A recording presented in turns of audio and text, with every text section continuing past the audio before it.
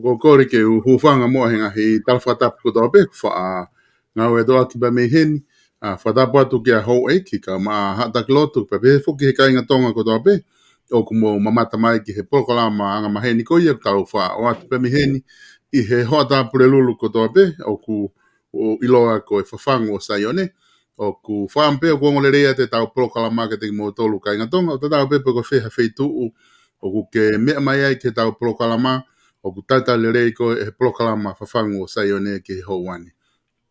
I he houani fuko loto ke tata le rei whaifkau SALESI VAKA ki sene Australia ai a ku ma whawhahoko atu ai POLOKALAMA ko ia FAFANGU o SAIONE.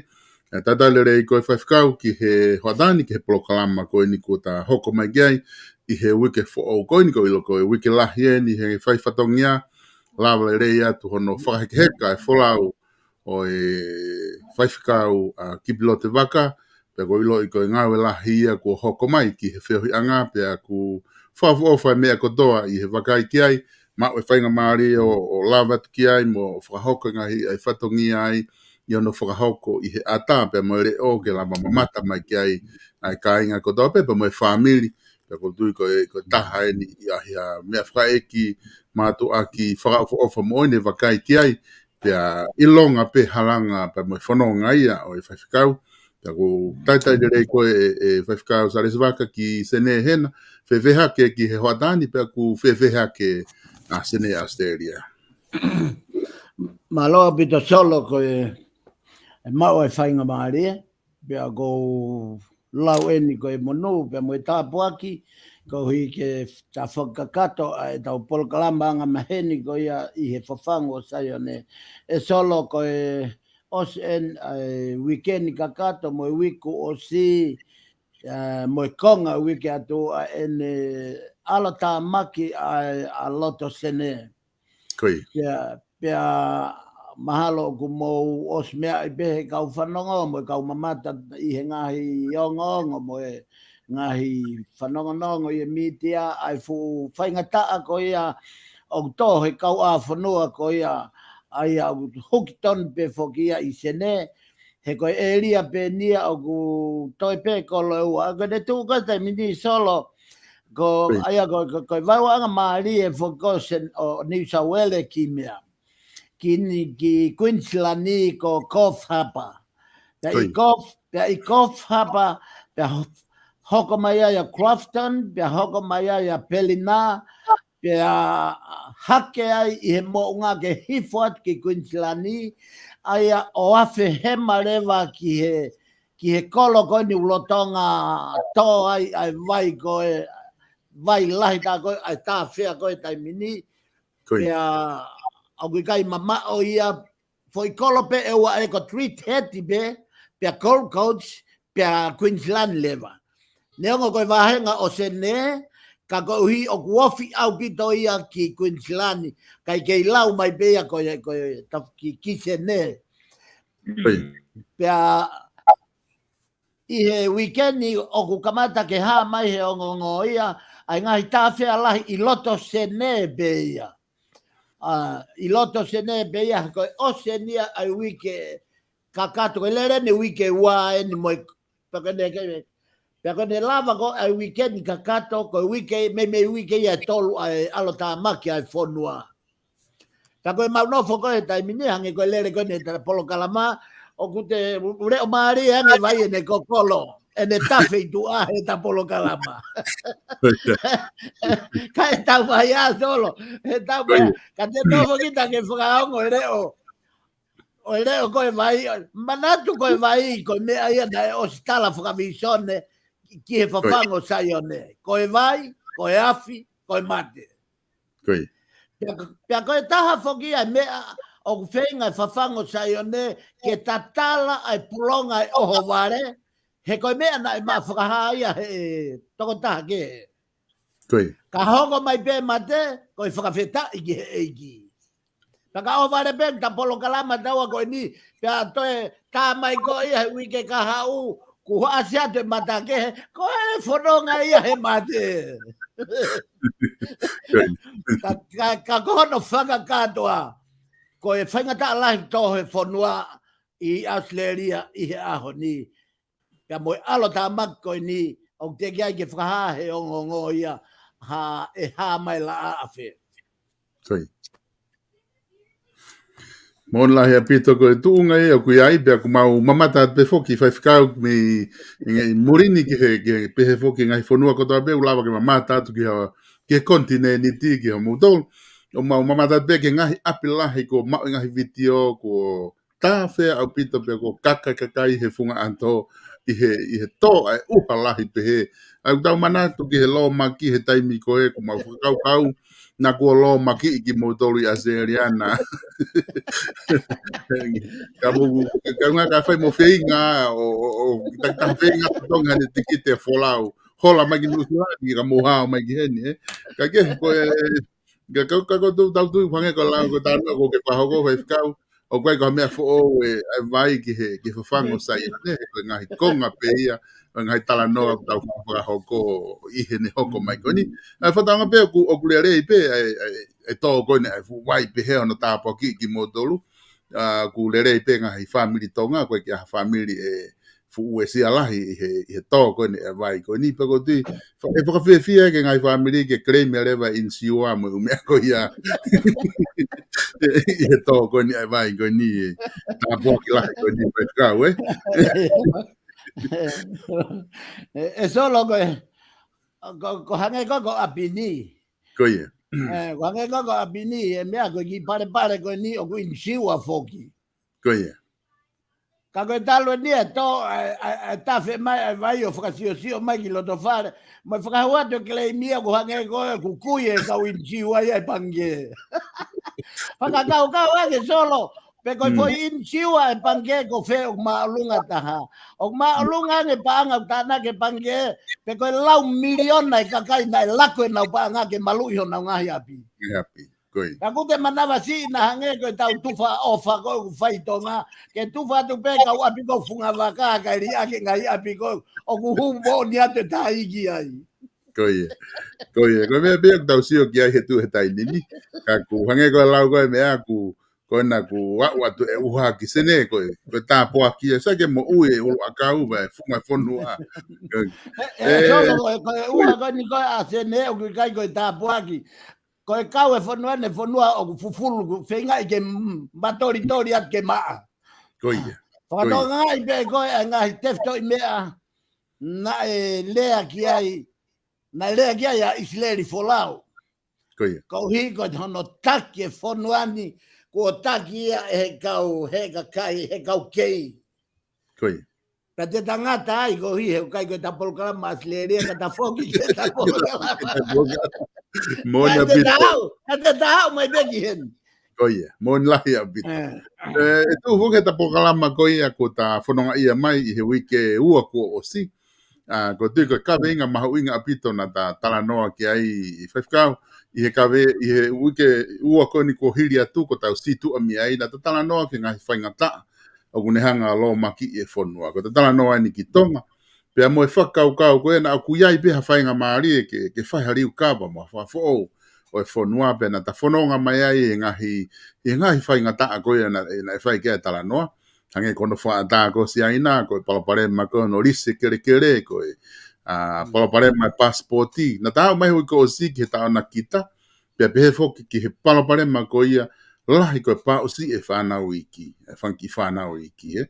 Na tatala noa ke pe ko tui mahino au pito ai whakau ko ia, pea mo e hala whanonga koe na e whai kia heo tala noa. Pea ko kore atu ke ta hoko atu mu ai e whaifkau ia honi, ko ha whakau ko ke whakau ke hoko atu I he whakau te tau pe ko e ngahi anga hala na kai ki lava he whanua ke fu whakatoka ngai ka ku iai peha whainga maari ke whaihari u ka vai. Alo bito solo pako whamaloa te mau whainga maari hange koia na ke mea ki ai ki he hoko mai ai ngā Polokalama ua koe ni o ta mai foke wiko o si o ta whakaosi aki ai pa o si o e whanau iki e whanau ako o ki kai ke whakatonga he whanua ko e whumala ia o kunau hanga fofola he whanua kai ko yang hala e solo ko mea o lava ke whakamore I e otua.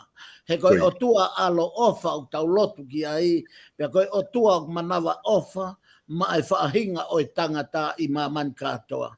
Ko foi mea ko whainga taa ai atonga I he mea ko I he kusio pe me he ta whaake o e whakalau maari e, ko I kai ke tau o ngoi o ku tau whai e anga hala pe tau matu aki tō whakatō ki lalo o whakaefu pe tau kore whakamore ke otua.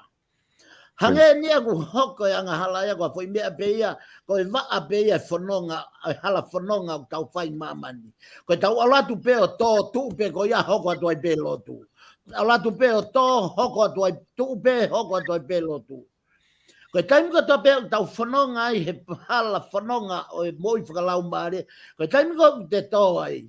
Ka pauna te os whanonga ai mi hoto o taria siso he mo uipa te whanonga ai o au ke tau e walungo o au ai ke tau ni mango folu e te whanonga he moi whakasitani. Ko e aha pe te hingaku te os tau te hanga kita ia tanu e foi lelei ko toa o he hala whanonga.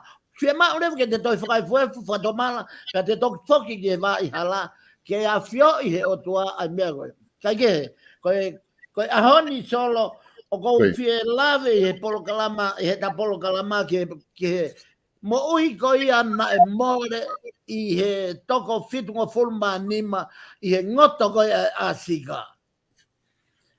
Pea koe taha ia ka veinga te whainga maari ke tala noa atu ai. Ko ui he kui ai, ko toko fitunga fulu mani ma solo. O kui ai e ngahi mo ui ai ko ospolo uto whakalau maari. O kui ai ngahi mo ui ai, o ku lolo tonga hanga te o tua ke ui ki nau tolu, ke nau hoko ate misiona I hono mamani. Pea kui ai e ngahi mo ui ai, o ku osma teu e o tua ke fuaki ki ai ngahi tāpuaki whakatareniti ke nau hoko atu hono langa e whanua, langa siasi, langa e pureanga. Ai e tau pehe koe whanau igi ia. Whanau igi, ma teu e o tua ke fuaki e ngahi tareniti ke langa e pureanga o tua I mamani pa moe ako, moe lotu, moe pureanga. More ko toi mo iko ia he asika. Ai aga foi tau tangata e tolu ko ia na e mau kato ai he toko fitunga fulmani ma gane asika. Ko e more atu e kau tangata eiki Koe kau tangata e ki lotu, mamahi lotu mo oni. Pia koe, o nau kei mau e malohi ki he misiona ki e pureanga e o tua. More mo ui, tuse mo ui ai. Koe kakai ko nau osi mateu teu, ke hoko ate ai tau tangata ko ia. Pia moe whanau ke nau hoko ate. Foi tau tangata e tolu ko ia, more katoa e toko fitunga fulu manima ko ni. Solo koe toto ku more. Pia koe toto, koe taa o kalaisi, nane tulaki he kolosi koe huhui. Koe uhinga ia nane hoko mai ai o pekia. Kene hanga o whakangata yanga hala mama ni, aki hono taa. Ka hono hinga, ka e whakaata ai tangata, mo i whewhine, kuna taua taina, mo woa ko mo taua taina. Ko hike mo hanga e sisu kalaisi, mo hono taa i he kolosi, o ne hanga whakaata mai, ko ata ho tau halake, pureanga o tua. Hena e loka ia he te volo me hanga hala o e uaki atama. Pea talu ai e tau mo ui mai, tau mo ui po pula. Kai ki tau mau ha foi mo i tau ataina taha. Ka hana uhi ngahe ku ke iaka fia. Ai anga hala he mo ui e tangata. Kai maari e hoka mai a sisu, o ne hanga hui. Ai anga hala e tangata, o pe kia ia kolosi ko hana uhi ngā. Kai whakata ke mau e tau ataina. Pea i kai ngata hana mau e tau ataina ko ia solo. Ka kune hanga to e taki ai whaahinga e tangata, a koe moau. Ke talalaka he mehe langi ki he langi. Mehe langi ki he langi. Koe lolo ange ta whanonga he moi maa oni. Koe matua ange ia ta mo ui. Koe ta ofi ange ia ke pureanga o e otua. Tos katoa e whaingata koe nai hoko. Sai, koe mene usio ki ai e ta POLOKALAMA. Whakamore atu solo ke ngai whamiri ko toa pē. Na e lavea i he foi subject koe ni o ku tatala noa i he ahunika tuku mua. Ke whakatawa taina si o nau loto, whakanonga mu whakawhimari. Kai tuku o kui kai ko hono toi o hake koe ni he whafango SAIONE. Maka tuunga he whaingata a. Ka ku o hake he whafango SAIONE. Ko hi ke tā, ke whakamanatu ki tonga, o ku kei nofo toto ko ia. Pia mohono nunu a kovi. O te kai ke more me funga e whonua. Kono whamonien ka koe solo o te kai ke more ai foi whaingata a ko ia me tonga. He te kai ke ame o hopoi, pia mahina ko mau e ka kai na nau whaitutu ni hala. Pia nau tari halaia he ao o tua mafi. Pia nau hug o ngā wei. Ai foi nunua pe mo foi kovi ko ia. Ko hano hinga kai whakatawa taina e toto ko ia. Pia me funga e whonua. Ma pe mahina pe tanoa solo Ka pau e tuku pe hei. O siange ai fufoi. Pia whetuku ake kau. Ai kau maa alunga mo kau take e whonua. O tā tuhu e ki he. Osko ia. Ko e mamahi mo e tota, pia mo e nunua, mo e anga hala ko ia, o ku kei nofo he funga e whonua, pia ko hono tatau e toto ko ia, ko e hau ai o tuagi e whonua. Koi. Mona he pito, whaiwhikau ko tui koe pōpō aki mahu inga a pito eni ko ke talanoa ki ai. E koe taha whake eni whaiwhikau ha isiu lahi au pito. Papa isu whainga taa eni he talanoa ki ai tonga. Ko hinga koe ngahi mo ui koe ni ko ke talanoa ki ai fitu nima. Koe ai ngahi tau tangata kehe ai e tolu. More ai nao mo ui ko loi na e pe ni ihi ai ka wai mo ni ihi o whamiri na nao si more ai. Koe ni ihi o ku mau ilo rei ke kau whaiwhikau. Peko kehe pe, koe kakai kehe pe na nao si heka he waka koe ni o more ai na mo ui. Pea koe taha ia ha taimi e whakamamahi ki tonga ai taimi ko ni e fumore ko ni nai hoko ko ni. Ka kumoni foke anga ai whakatala noa ko ke o mai, i he wakai whakalau maari ki he ni, o koe foke tau ilo i whaifakau ko ha uhinga nei kai ke a uai ai mea koe ni ke alu ke a o ke hono ngata anga, ke alu ke whare hopo, ko hai ngata anga ki ai he koe ki tā mate ha toko taha i tonga, o ku te whai ha foi hia ko tā mate pe neongo pe koe ni hia koe whihala ki pe koe ha ni hia na kai ke uhinga ia ke pehe ka kua uia ki tuunga ko ia, ka ku awe ki nā tolu ia o hopoi, pe a ne whai lewa hano tau te ai koe ngā ke lava o whamore more ia angahala koe ko nau whai, ka koe whakatala noa ia e whai whakau me he wakai ko a koe, hene tu he taini mi, kei malawa o kei taimi pe ia ke whakahoko ha kore whamore more mo mea pehe i he tuunga koe ni o kua o ki ai a sika, ko koe ko halanga i mamai ka ganga pe tala noa ki ai i hano o hake ka venga koe ni. Malo e solo koe pure anga o tua koe pure anga e whakamore more. Koe pure anga o e whakatomala. Koe ia. O kui kai ha taha ia e whanau i mai koe toko taha mo i maa oni. Koe ia. Ko kataki whoki ke whakamotua ki a Mosese, na e whakapoa Mosese, na i ringi toto a Mosese i spite. Koe ia. Ka koe mea ia koe o tau whakatoka ngā i. Ai taimi koe na e ui ai a Mosese, i e taimi na e tutu uni ai koe ke awa whakahei ke toa whape alwhanga Mosese, o ne whakatoka ngā i hene tauhi koe ai whanga sipi, pia mo whanga monmanu koe a setelo koe ai huspani te hono waipi. O ne whakatoka ngā e fu wau tala e ne puho. Koe. Pea atu, pia toa e foi folfola koe ni. Ai otua e Mosese. To oho topua e, me he potu ke tua e koe potu top tapu. Koe. Tau whakatoka ngā e ui, o kua whakataha a e ui, pia mo e whakatomala. O kui kai ko e ui ha taha, ehe o tua, ta e whakatomala.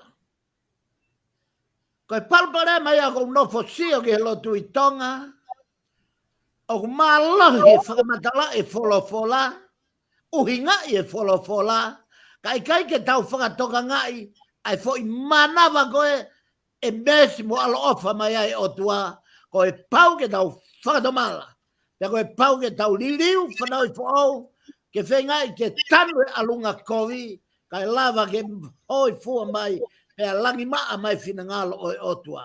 Whai mea ia ko whakatoa ngai koi tonga. Katoa ngai mea koi nuk ta POLOKALAMA i solo. Koe. Tano ki ta, koi passporti, koi lisio kere, koi notari e kau komuniti. A kui kai peke asi mai ha foi, ko ha whanua lotu a tonga, ke ha mai ha whakatomala. O ke whakatoa ngai mea kou hinga ki ai. Koe. Lere mua pelo tu ia. Maria no whakamatala i toi tapu. Maria o pito malanga. O au whaki ki he au kai. Whakatua ngai kulupu au kai. Ko e FAFANGU SAIONE. Ko e loka ko he matapa ke to'o. Mea iau tokanga ki ai FAFANGU SAIONE. Fie maua masaki. Ke ne hanga avangi e matapa ko e whakatomala. Whakaefu, ka tau kore whakamore ke o tua ko whihalaki.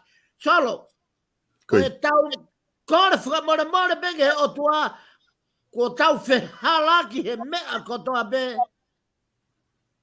Hangarewa he o tua o whakaauha hano whinangalo ake ne mesi. Sai, te hoanga tukua teki foi pot folfola ko ni maha teke ilo ai mea ko uhinga ki ai. Sabe valunga full mani ma. Eki, ko ke hoi fua mai ki o gere. Foi mea ane o ta whenga ki ai tolo. Koe. Ke whakafoki mai ai hoi fua e o tua ki e kere o tonga. O mosike mau inga kere. Nāri. He koe mahu inga kere ke hoi fua mai o tua. He koe kere na e ngahi mea i tangata. Te koe me hoi fua, hei kai tari whakamore e tangata, kai aua whakafoki mai whina ngalo o tua, ki he kere nai whaki e tupo uluaki. Sike mahu inga i o kere o tonga. Pe aku ke he solo kere o tonga mea toi kere. He koe kere nai whai ai kou nā niti. Koe kere nai whai ai fuakava. Pe ka mau e fuakava ko ia. Koe kulea ki tonga. Hei kai ke whakarelei, pe hei kai ke tau merino mo o tua, kau tau whoku whakarelei mo o tua, ke hoi fua mai o tua kono kere. Kua ke whakafoki e pōpula o tupo ulua ki. Sa me walu ni maa e ni o kou tala noa tua isolo. Koi. Tau te hanga pe ve siwa o mai e foi whakaukau e ni. Ko e hia a ho kakai kua ke ave. Kua ke ufi e na wang hala ko toa pe. Foi mea ia ko whenga ke mahina ki tonga. O kui kai koe lotu ena. Koe lotu ene o tātua e whafango SAIONE. Fie mau ai tui. Ai re pare mia koe nā. Koe kau minista, kau take pure ngā. Aua te mo, o mo tō ke kamata ko whatonga e ko kamata e langa whare. Kamata e mo e tu whainga mea e solo koe mea kotoa ia ki mui tau o ki matapa e hoi fua o tua ke kere o tok whai ai o whai ia ko ne lava i pata om lewa whai langa ke tolonga e langa e whare tolonga ai mo ui ko whange peke ta ki polokalama ki mua na ke whamanatu mai ai ko kamata e hifi saa mo hifi whare beka o sei nai a whetungu mai. Ko e lahi ange nau whetungu mai e langa whare. Mo e whetungu e koloa ki tonga. O e ne maolunga ngi e veve i tonga. O ko tokanga ke he otua. He koe otua tau malu ai. Koe otua te ta ofi a wha. Koe otua te ne ta ofi a e tsunami. Koe otua te ne ta ofi a e peaukula. Ko e o tuate ne ta ofi puhi ai mo ngā whi. O kou tokanga pēu ki he tea whika ulua ki. Ko ne osi, ka ne kua lava e mea ko ia solo. Ko ne osi ai polokalama SAIONE. Mea ka painga ki na wala ki ai. E tā pē fafangu ka e ua. Ko nau ilo e matapa. Ko e whato mala mo e kori whakamori whakaponua. Ki he o tua langi. Koi. E whai whikau koe i he taimi whoki o tau whanonga i he mo ui whakalao maari e. Pea koe ngā kumahu i ngā whoki e tala noa mo polokalama ko tau peku whahoko e whafango SAIONE. He koe tala noa whoki o whahoko o ko ilo i mau pia ui he polokalama ko tau pe o ku tala noa me he ta whaaki whakalao maari e. Wakai koe me he ta whaaki whakalao maari e ki he ngahi mea ko hoko. Au koe whoki ai tala noa ia e lau e ni ihe kunau pe he mai koe lau ai wholofola koe kakato koe anga hala koe mate. Koe i taimi ko hoko ai whai ngata. Ko tau sio e ni i he whai ngata koe ni ko ta tala noa whai ni he asika. Au ku tuku aki e kau take pure anga he taimi ko ia na nau tae tokanga i he ngahi mea lahi o mai ai fu waka koe ni.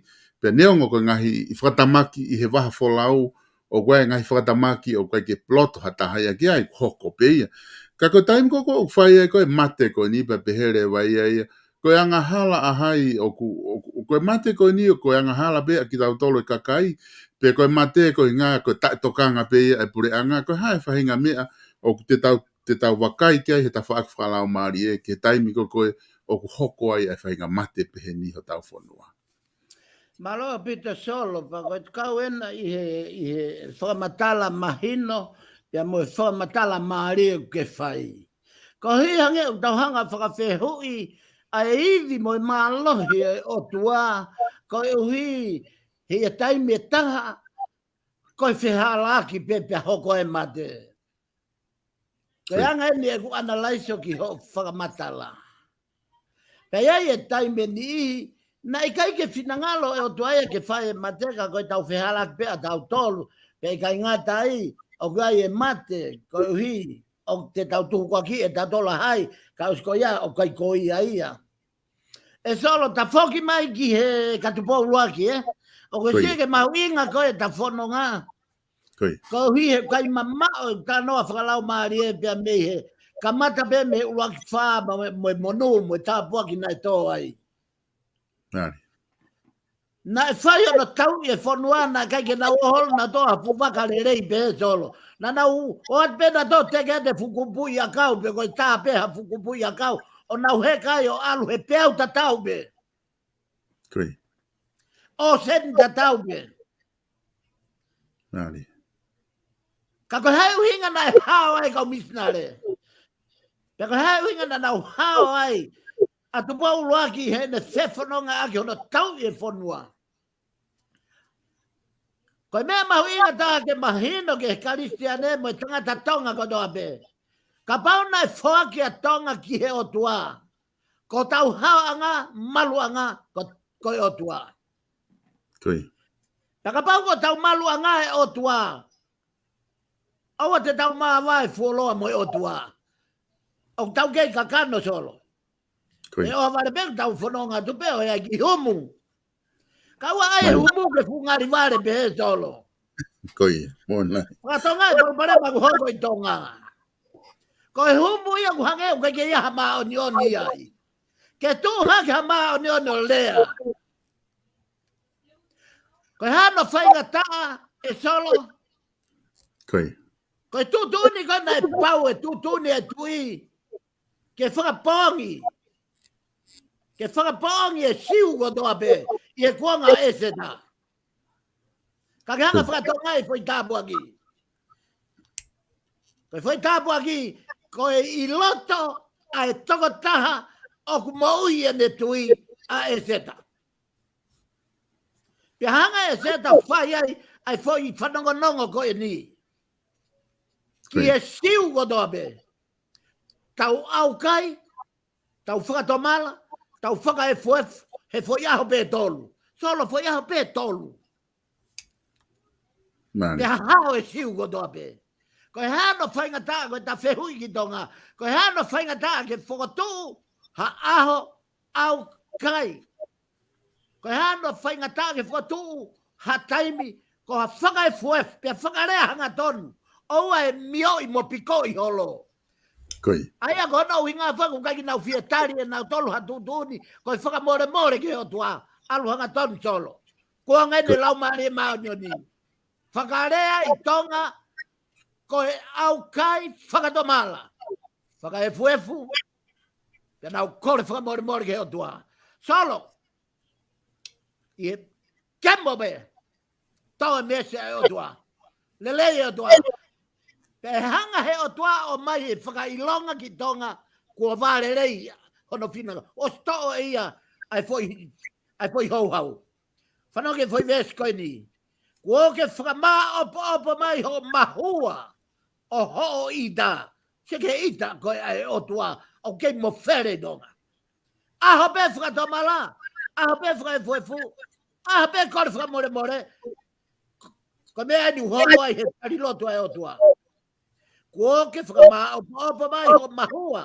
Aho ida. Kua ke ta foki me he kakaha. Aho tuptamaki. Foi mea ia kou tonganga tu ai. O ku taha be. O ku i kai koe lot. O kai koe au kai. O kai koe malanga maari. O ku i kai koe tala noa vete maari e toi tapu. Toke ta. Pe koe mau ha toi mawhai o au ke tui. Koe mawhai me he otua. Koe whatomala. Whakaefuefu. Whakamore. Ka e tau e tapua koe. Kua ke whakama opo mai e mahua. Aho hau. Pea ke ta whauki me he kakaha ho whinanga longa mo tupitamaki. O toi uia tonga, koe whanua nei whai kou nanite. Koi. Malo pito, whai whikau ko tui maha koe konga mahino pito whamatala koe ni kuke o mai. Ko ku mao ben me ku wakai koe ni he konga wha os benia te ulawa o atu i he ta whaaki koe ni ki mo ke ta hoko atu e ta tala noa ki haka winga mo ke wha maapopo mahi ka winga koe asika. O koe ai foki a ni ihi e whai whikau koe kau taki e pure anga pia ku ilo peka ka ia u hingoa ko toa ko ia. mo hai ni ihi kau taha wakana e se aina na wanga o mai ai fu waka ko ni kui ko hika kai tonga fu waka popo ko ni na mai ki tonga mo ha fua o me ko to na to ma ho nga heli po ti nga me na kai to ton ni ki ham ka ko tala noa a he ta fa fa la mari ko ni ka paure ko ka kai ko ni na na fai fe halaki ko ni mo re nga mo ui pe ko fai ka kai ko stari nga family he tai ni ne o he kai lava ta ia o tari si whanau ko nau malo ngahi tamai ku wai whanau ko nau tupu hake koe ke te mātā ngahi tamai ko ia ko ngana nau si malo ai poko ngahi wha ka ko inga ka ko fuoloa tau ne hoko tai nimi pia ko kamata ke tari he kakai ko hoko mea ko ni poko nau si malo ko fehu ia ke ta wha aki ko ni ko kau taki o malawa pe kau taki a whai whikau ke nau pe mai pe nau tauria sai pe ko ni mau o si whakatomala pe ma o si lotu pe whakatomala ke o tua ke whamore more ki mau tolu pe aku mau o si o sai le vai e neongo na kai ki o tuku aki ki nau tolu ke ngai mea ko ni ka unau tamai na toku nau o si whakatomala e sai pe te nau moi wholoa pe nau tolu ia e whiunga nai ngai mea ko ia whai whikau ke whamore more ia ki nau tolu i he mo ui e fitu ni ma ko ni na e more. Maloso, lo ko e fehui ko na ku ke fai o ko ngo e o ke fehui o ku kai ke maxi ia pe o kai ke na palanisi na ua mo i ka venga ko ta uhinga ki ai. Koe. He ko anga hala ko ia ka pau tau pe he ko to ta ia na kau pe ia i ko hataki ia pe ko paipa pe me puranga na manga tu unga i le fai tu ni hala o fai ai fra tu ta ma ko ni. Pea osiko ia pea whakamore ia. Whakamore hanga hake pe ia. Whakaefuefu pea whakamore ki he otua. Solo. Koe lahi ange ne whakatomala whakawhaitui koe lahi ange ia mala koe ponua. Hanga whakatonga e mea koe ni. Koe. Whai e ia ne tutu ni hala. Pea more e mo ia e toko fitu nima. Koe. Pea whakamore toko taha pe ia ke otua. E otua whakamore ia nge au he nau tamte e toko fitu nima. Ka kui whē lau maari e toko whiti nima. E tari nai e he o tua e ne whakamore. Pe kui aha whaunga ke te whai. Ke whakaha i ke toko whiti nima. Ko ne whakamore i. Sai. Koe uhinga ki ai ke mea koe ni. Na e lawe taki Polokalama ta nak talatu o kehe ahia. O kehe ai whakafoi tui. Pea mo whaka community mo whakafonua. Ka pau na ne te ke whai hanga hala ke lawe ai fonua. O whie mau ho whakatomala ke whai mo i he fonua. Ka pau na ke whai ha hia. O kovi ki o family. O whie mau e whakamore. Ko whakatihina ia titu. O whie mau ia ke tuku. Ho o whei lau he. Ka ke hanga tonu ke toko taha koe na ke whai ki ai kovi. O vete ki ai pa ke whakamore ki ai. Pa ke whakatoa ngai rewa foi palo pore maa solo. Katoa ngai whai ngataa koe ni. O kutahanga o to'o ato tatala i hea hone pulonga. Ko hui kai mahino ki tonga o kia ngau e mwe whatongia mamafa ki whai e tonga uluaki pia hoko atu ai kua tau merino moe otua. Aia ke whai mea ni o kou hinga atu ki ai solo. Ko e toko tāna e whai tutu ni tai whakapoto. Ka pau ke take pureanga. Ka pau ki ano mawhai. Ko whē mawhai ko ia. Sai, pa ka pau malolo e ki tua. Ko hai kune whetongi ia. E toi hau pe foi whai ngata me paremia ko huki tua. Ki he paremia ko hoko mai. E toi hau pe paremia ko e. A whai ngata e whai he paremia ko e. Ki e whai ngata e. Sai, te taki tu ai. He kue ngahi komedi na he humai i he. O hoko maa si sukalaiso pekia ki whakamaa e uang hala ko ia. Ko hi ko tu ko me toi foka mo tu ai iskeri o be iskeri ko kai kare pi mahi ko ai tamai e manini ai ni fo o e panau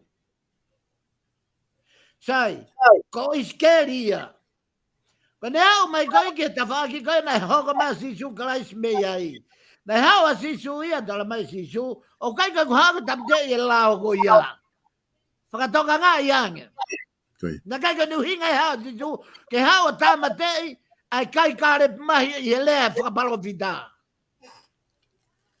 he na ta to si tu me sabat ko si me ha fa ka ke na asi mai na asmaya Mosese, asmai mo ilaisia. Na ia uhinga na ase mo nga fahafa ke he solo. Ko e na ha, ko hawa Mosese mo lao ke whakafofonga. Pe hao rewa a ilaisia, pe mo e toi palo vita ke whakatonga ke whakafofonga.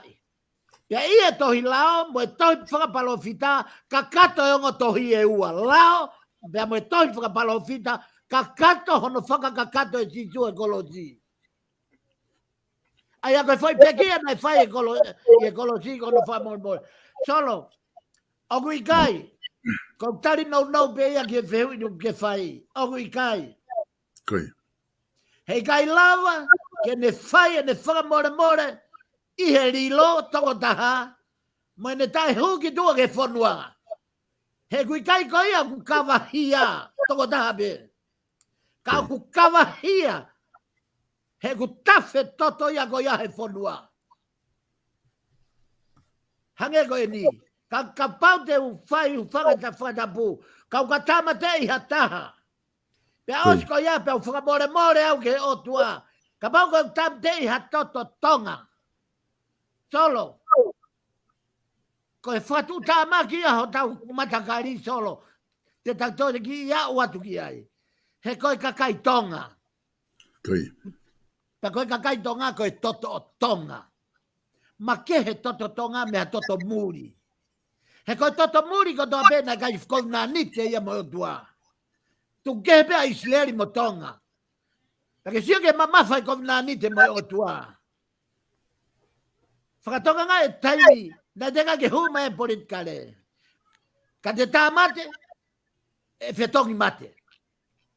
Ka pau te whakamamahi hamanu, e whetongi.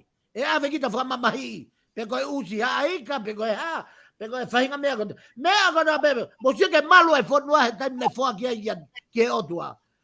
Mana tui koe toa koe fwoi, toa koe he wā whangfulu, more fwoi kovna ni te me otua. Ko e uhinga ia fuwhainga tā koe ni uhake. Ko e rea mai o tua ki tonga. Lea hanga tonu ke e ne awhio. Ko e rea o tua ke e ne awhio. He koe ngai whekau koe nei om whakamisone ke tala ki a tupou wha, mo tupou nima, ia mo tupou ona. Kua more whanua me o tua. Fie mau, ai whakai fuefu, fie mau e whakatomala, fie mau e kore whamore. E solo, koe tau kore whamore pega o tua hanga he o tua. Whaka au hako toa e whainga tā koe ni. Pea toi tu e o tua tau tā whaki. Koe tsunami koe nei tonu ke hake mai. Ne hanga e o taofi. Ne taofi e puna e awhi. Mea ko toa pe. Taofi atu e ngahi matangi. Tau whoki pe ki he o tua. Pea koe uhinga ia ai tala noa. O koe utari koe ki ho whehu i oku i kai. Fie mau ai whakatomala. Ave whakatomala koe ia. Nā ne whai ake ne ngawe ko wiki he whonua. Ke tok whai e o tua ai whakakato e whamore. Pe hoi tua malangi. Mona he pito, whai whikau mahino o pito, ai whamatala koe kuke o mai. E ngahi, kuke te whamanatu mai whoke, e ngahi kawenga koe na ki tala noa ki ai mua, he ta polokalama ki mua. E ngahi whamore o kuwesi e whonua, ko pau ke whai whakaluku fua ke whonua, ai whamore ko ia. Wai be me e ku te whahoko i te kita pe, te whai pe kita kore whamore hangaton. Pea ko tu o mahino pito i he kawenga koe ne asika, ka pau te aha mea o ku ke loto ke toi whakakato mai ai, pea i kai, pea ku kore atu ke ta hoko atu, ka pau te aha kawenga taha, ku ke loto ke ta whakaosi aki ukonga koe ne ta polokalama i he taimi konga hanoua. Malo pito solo pea, ko tu ke toi ai ha mea, Pea tuange pe ke kau whanongo ke nau whakamau I pe e tā polokalama. Ka kau hi hei kai ke lava ke tā whakalaka pea me mea ku omi e ki ko hono I ngā he ko e ui ia o I polokalama ko e ni oku tā whakahoko. Whamaloat. Ko e mea tā e solo ko whakam ka pau te tā toa mai ai whai ka veinga ko e ni he ko whai kau mate ko toa ko e I he asika pea o wongo au pito ia kono hinga ki kau take fonua. Kono hinga he kui kai ke whakamau ai mate solo. O kui kai koe mate koe aho o si ia pe koe aho ia koe whakamau ia ke pehe. Mo sia ke toko taha koe e tamate. E tamate pe kai kei mo ui pe. O kai koe hinga tamate ana pe mate mo ia. Ka koe hinga foki o fia mau e whakatomala, fia mau he o tua ia a hono kakai ke pure anga he o tua. O kai fia mau he o tua ke more ha fwoi lau maria ta ko hiko te volo. Pia ko hinga ia mahu inga e whakatomala. Ko tonga ko whakambe ke a ua te whikau mahu inga ko ni tonga. O tatare o tua ia ke whakatomala. Whakai fuefu, mo kore whakamore ke o tua. Ka te ke sio e toi ala mai fuive o tua auhani a ngai mawhai koe nau pore tau holo I tonga. O au ki e komdivisi. He koe o tua, koe potohi bena tatala noa I. Sai. E salo koe e ka veinga e taha te ta whakaosa ke ta polokalama ka hono tutu e tohi tapu. Koe. Ka pau te tahanga whakama opo. Mahalo koe. Ko whanua pet o kui kai ke nau tare lot whakaisiane. Na ia hono taki ona na ne whenga ke whakauhe toi tapu. Koe. Ta koe ne tutuni a koe whakapuapuha na e whai I mamani. Ne o sia ue sia mamani. Ke nau hanga o whakauhe toi tapu. Ka nei kai lava. Pea koe toko taha koe. O kai ke toka ngau ke toko taha koe ia. Pe ku toka te rine I he siasi I te. O ko whakapapa ke toko taha na. O ko asi I he. E ne hanga o hae ai toi tapu. Ka ne hanga tutu e toi tapu.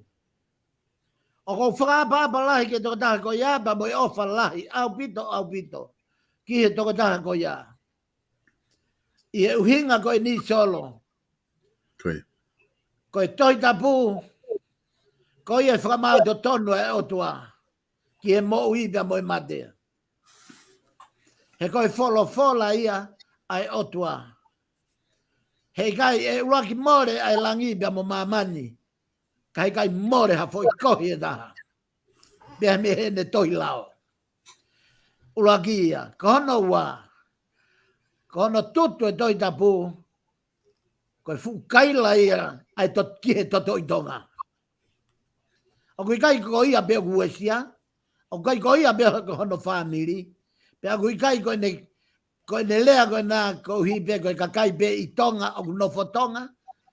Ka kune hanga whakaari ki maman katoa. Ai ulunganga maulalo ia. Ko tau tuu, ke tau hanga pore I e mafia o tua. Fatu tamaki au pito ke fonua. Kai ko ia be ia fatu tamaki ai. Ko hinga ia ko toa mai whakahue ta polokalama. He koe mea na ne whai, koe ne whai ki he o tua. Pea koe ne whai ki he o tua, o kui kai ko a toto kuata ata me he tonga. Whakatonga e tanoa, o kai ke tanoa tu kuata ata eni, ai tonga kotoa be. Tonga kotoa be I asleria, fihia he tutu doi tapu. Pea ka pau ki ai hangai whiehu, ko hei winga tau fihia ai. He nai os whakama opo ki tau tolu. Ai kakai mohono kere whaki he o tua.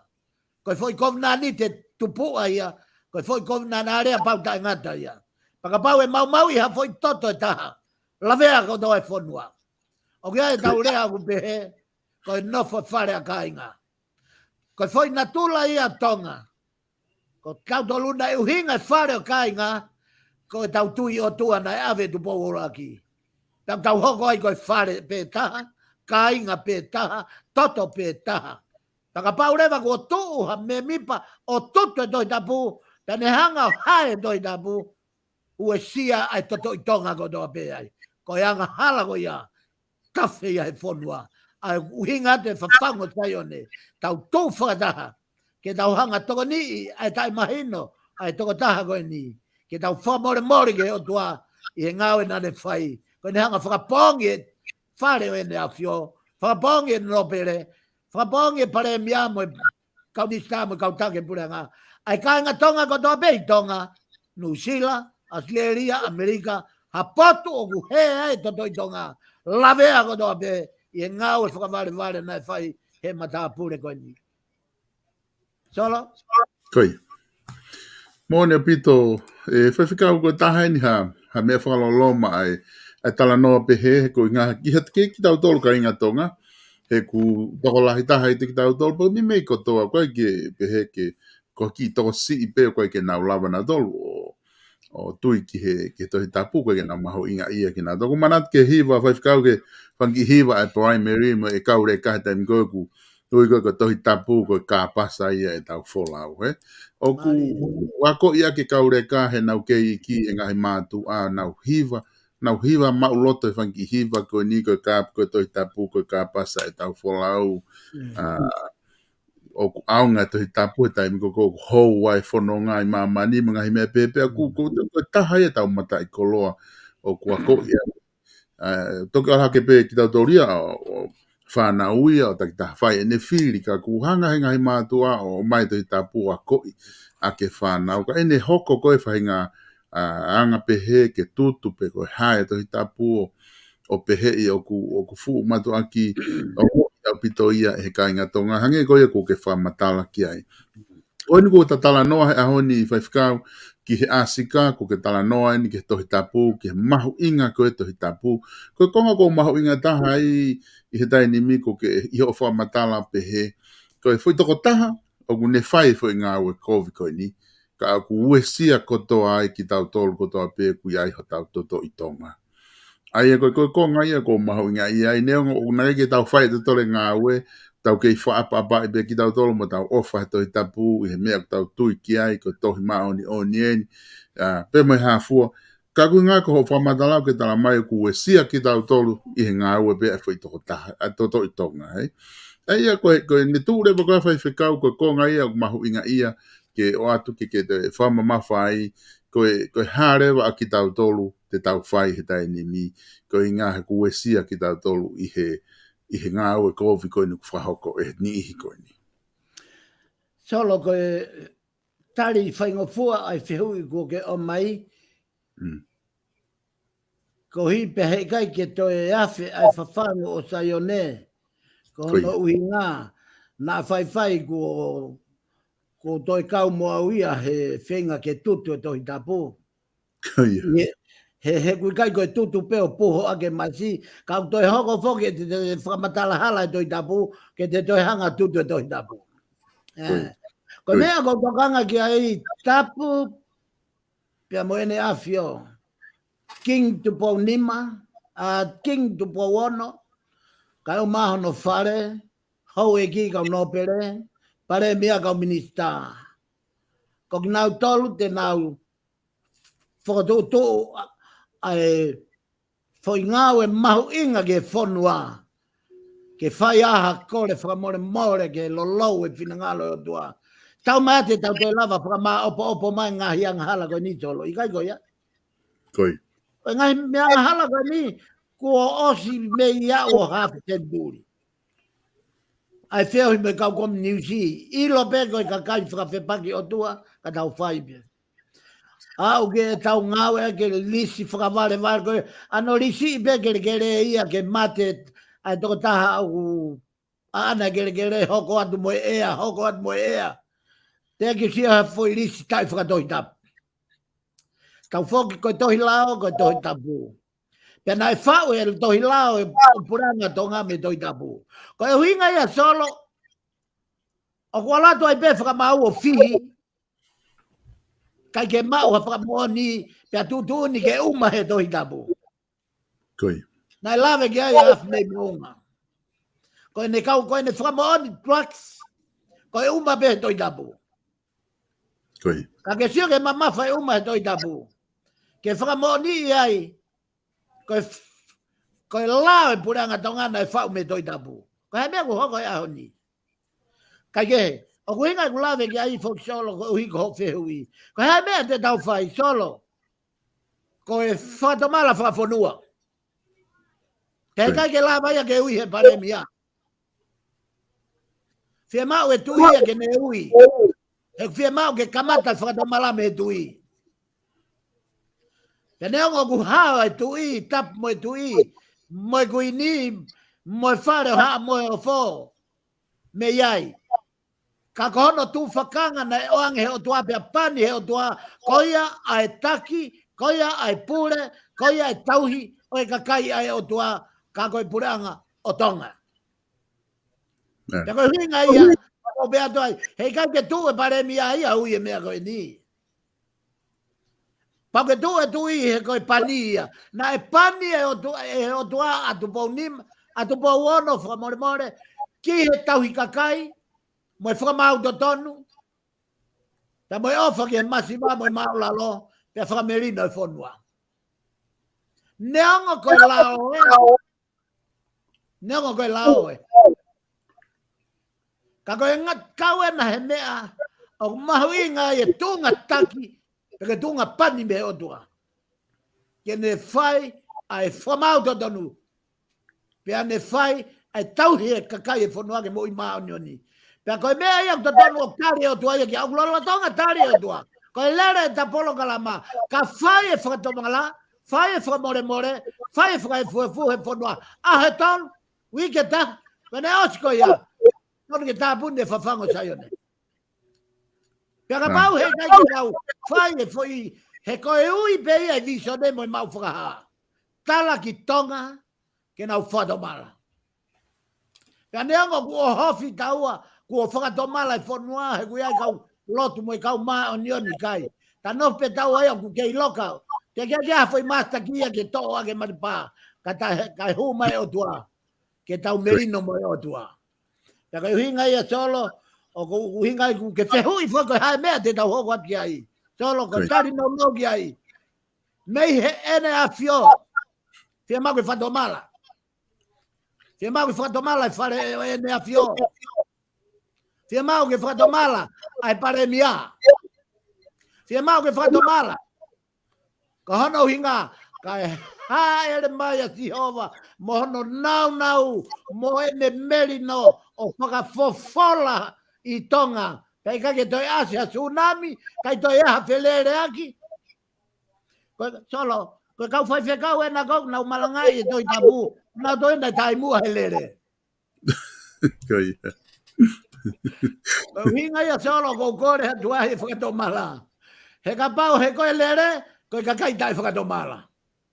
Koi. Kai aia tau whakatomala, tu o tari. Ko kunsa lote ena. Pea kula lahi tahi anai. Whakahai he taimo kunsa lote. Nai lere holo pewe ngai fumea lere mo hono. Taime nia sipika. Mo hono whanonga nonga holo inuka lofa. Ko hike nau hola ki fuamotu. Ki he apsotia koi fuamotu.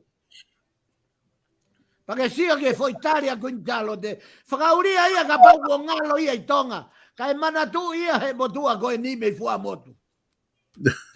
Koi. Koe taria ni e tahine kuini. Ko whakam ke ako ai atu ponu. Ke ako ai atu pou ono. Koe taria ni tahine kuini. O mai hok sea. Pe whakatua whare whakatolo. Ke utau tu ai o sio. Ki he hau e nau o e otua. Ari. Ai koe hinga e tahine kuini. Ka pau koe hau e mate. Ko ia e urak tō tau. Pea toki au atu ki hono kakai. Hai mea nai hoko. Lolo tonga pe hono whanongonongo kuofi mai. Puria ia. Mo sia ke lotu ai maa nyoni.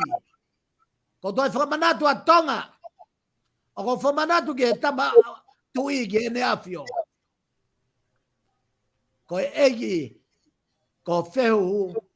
Ko e maa nyoni. Pena ne tau fie ang halai tonga. Pe au ku fie mau koe. Ke tau fie whainga taa i o whonua. Solo? Malo bito, whaiwhikau ko tui mahina o bito ai whamatala koe ko ke whahoko. Ko ilo i bea wia, whaiwhikau he ngahi polokalama ko toa bea ko ta whahoko. O ku ikai ke tōlere ngahi whamatala ko ta whahoko ki he. Tata ti whita taimi o ku lawe ia e huawha o e tui. Tupo wono pe ko hono whare. Ka koe pōpua ki whokenia o atu whakalau maari hange koe ku ke whamatala mi ai. E whaiwhikau ko i ngā ku paupe ki alo e pōpua ki ke au ki ha taha pe o ku alo ki ha e pōpua ki. Ka i whainga maari e koe niko ngā ka ta taimi te o atu ki a te koe ke whama o pōpua i pe ta polokalama. E ahon. Para tato ki hoko atu rewa i he wika hao. Malo solo ki e kaya ki whama popo ta polokalama e ahone o koto pe me toi tāni e la. Pe me wahe ua ai ki i misto tonu o e tua whakahatu i tonga o hange ia ko puranga hau goni ko loma. Ka pate hanga whakatonga i e tau wafe manima PC. Ai a guhinga foki e PC ko uinga ko tau e before Christ. Pea nai kamata foki puranga loma pea me he tui ko ia ko sisa uluaki. Ko e fuafua e bola loma eni na ne langa e puranga loma. Pake whakatoka ngai rewa mi ai hiri a sisa uluaki na hoko mai a Agostus. Ko Agostusi na ko hono taimi na pura i lo mago tai kuonga ia sisu. Pea na fai e tau fe paki pea mo sisu. Pea o whaka whehui. Pea o kana kai toi afe a lea na fai e sisu. Kai kehe. Osa Agostusi hoko mai ai a taipiriasi. Osa taipiriasi ko hoko e hatu i lo maa. Hoko ai a karikula. Osa karikula, hoko ai a nelo sisa. Ko e tau o nelo sisa na e tutu ai aloma. O ku hoko meia tupou uluaki, tupou ua, tupou tolu, tupou wha, tupou nima, tutu ai a tonga.